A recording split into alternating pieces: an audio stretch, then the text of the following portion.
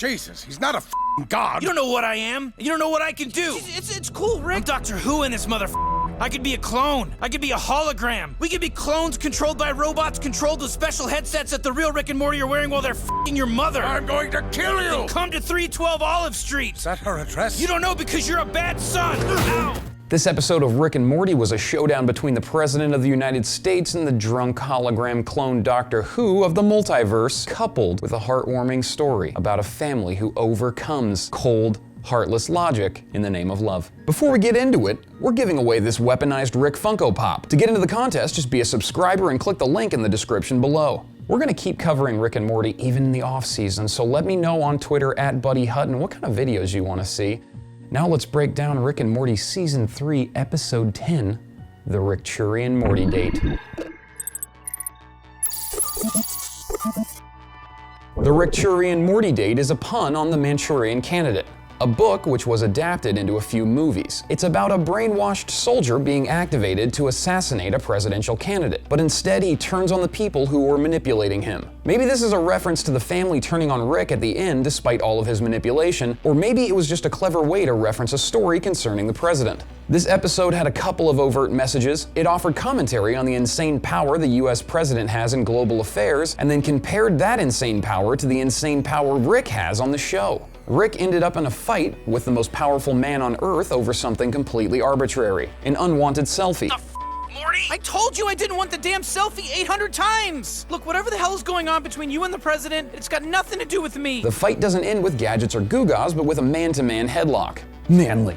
It's a weird, almost romantic breakup between the two most powerful men on Earth. He's the stubborn one. I'm protecting my country. From selfies? From subordination to hostile powers. Does China know about that deal breaker? China doesn't piss on the White House. Well, why would they? I'm sure it was expensive. Get out. Despite all of his power, Rick ends up losing the patriarchal control he has over his family that he gained earlier in the season. Because while he is an all-powerful narcissistic sociopath, he chooses to be one. And even though some members of his family share these traits with him, they choose family and love over the fatalistic nihilism that Rick professes in almost every other episode. Nobody gets it. Nothing you think matters. This isn't special. This is happening infinite times across infinite realities. Including this? Yes! I think the whole presidential scene in the promo was meant to throw us off what this episode was actually about. The promo for the Ricklantis mix-up made it seem like the whole episode was about Atlantis, but it mostly concerned the rise of President Morty, which made me assume that the promo for this episode was a fake as well. But instead, Rick just kind of fights his family's love for one another. Beth is worried the whole episode that she is a clone, despite Rick telling her multiple times that she's not, but he does kind of give her some mixed messages.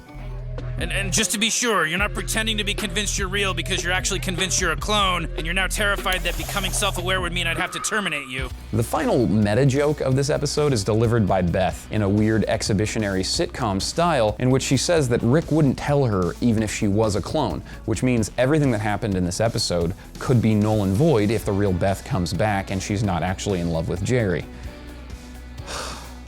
The episode has these 90s action movie lower third graphics on there. I'm not sure what movie they're actually from, but the one that says Crappy Mall here is actually coupled with Dan Harmon's voice over the PA system. Some kind of alien Googa has infested the Kennedy sex tunnels. I want it hunted down and taken out. This line was actually two references in one. Googas are the name of the alien creature from the short film Googas that Justin Roiland and Dan Harmon did on Channel 101. Secondly, the Kennedy sex tunnels. The White House does have an underground complex for use in case of emergency or for clandestine purposes, including a 761-foot tunnel from the East Wing to the Treasury building across the street. The alien Googa under the White House has a red vision POV, which may be an homage to the Terminator or the original Westworld. And the infrared vision spy satellite the president is using on Rick and Morty looks like the Predator, but it could just be standard old infrared.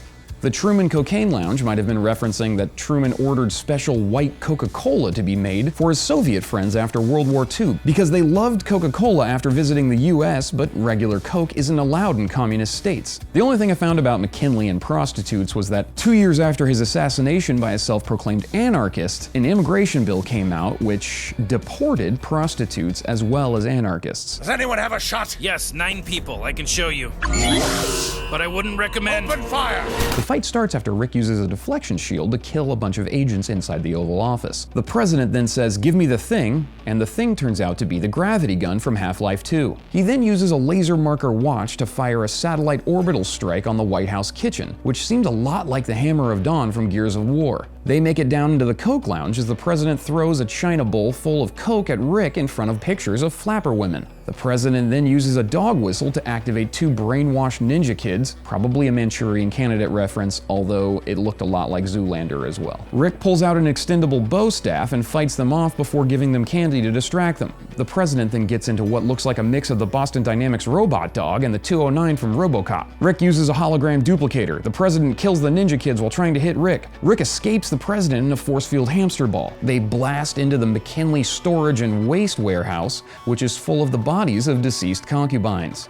That means hookers. The president gains a drone-attached jetpack and launchers that look like war machines, as well as a squadron of smaller drones that fire when he does, like when you upgrade in a video game like Binding of Isaac or Borderlands. Rick then throws thermal detonator-looking things at the drones. The fight between Rick and the president then passes by a bunch of film sets that will make conspiracy theorists go nuts. A moon landing set, a Kennedy assassination set, a 9/11 set, and a Washington crossing the Delaware set. As the president and Rick are rocketing through floors up to the ground level, we see a pentagram on the floor, possibly referencing a number of theories that presidents have ties to the occult, and they pass a dead Tupac Shakur. Ending finally with that headlock and those Invisitroopers that never actually got to attack anyone. Yeah, I don't want to hear it. Rick killed a bunch of people in this episode, so let's count them up. He kills the first guy with an instantaneous contact somehow.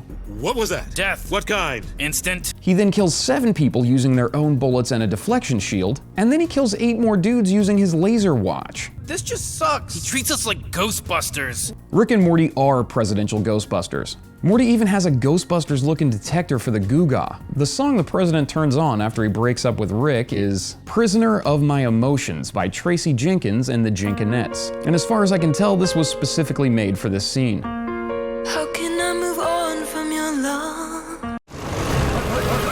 The soldiers saying "hut, hut, hut, hut, hut" as they surrounded Rick and Morty may have been a reference to the Blues Brothers. Dan Harmon talks about Minecraft on his podcast all the time. He loves it. How do you like that, Morty? Whoa, just like Minecraft. The Minecraft in VR was awesome, but Morty saying this is just like Minecraft seems like it's not Minecraft and they're in a Minecraft dimension, and those goggles are an improved interactive version of the interdimensional goggles from the Interdimensional Cable episode. The episode of South Park Rick mentions is called Informative Murder Porn. The South Park kids lock their parents out of their TVs due to them watching murder porn, which is causing them to commit actual murder. The password to the TVs is the answer to the question, how do you tame a horse in Minecraft? We heard that you're willing to teach Minecraft to adults? Golf. The last Minecraft reference that I found was this soldier using a lighter to light the portal, just like you have to use flint and steel to light the portals in Minecraft. The ship the president uses to get to the Mega Gargantuans kind of looks like the ship from the 1960s shrinking sci-fi movie, Fantastic Voyage. Senior year, I took you on a date to the Milwaukee Symphony Orchestra performing the music of Alan Silvestri in the park. At this point in the song from Volcano, when Tommy Lee Jones and the utility workers are using cars to guide the lava into a cul-de-sac, Alan Silvestri is an extremely prolific film composer, and the movie Volcano is a so bad it's good film about a volcano erupting in Los Angeles, which features Don Cheadle. That's why Jerry says Don Cheadle. Don Cheadle. Some jokes that I liked, the cliche security guard just saying, "Come on, football." Play football! Rick edits his own Wikipedia page and made up an element called Sanchezium. He actually is afraid of pirates, which leaves us with the question, who else is editing his Wikipedia page? The Israel thing comes back from the World Ender episode. Rick gets the leaders of Israel and Palestine to smoke alien drugs and play poker in an alien strip club. Check out that dinosaur in heels and a spiked bra in the back. That's what I call a Tyrannosaurus. The thing I love about this scene is the oversized shirt that the president got from Rick and Morty that's supposed to grow with him just ends up being like a midriff shirt. This whole thing seems like a reference to the King of Thailand wearing a crop top in public. The Jerry of this episode is the saddest Jerry I've ever seen on this show. He's wearing a robe that says week in Chinese on the back of it in the middle of the day while learning how to sign spin. Ow! Damn it! And during the whole cabin scene, he's trying to light a match and he still needs Beth to do it. Jerry is so sad. He's so pathetic. Finally, we get to see Mr. Poopy Butthole again, this time with a cute Poopy Butthole family. He says it's going to be a long time until we get to the next season, and this is probably to avoid the guilt the production team admits to feeling from season 3 taking so long to come out.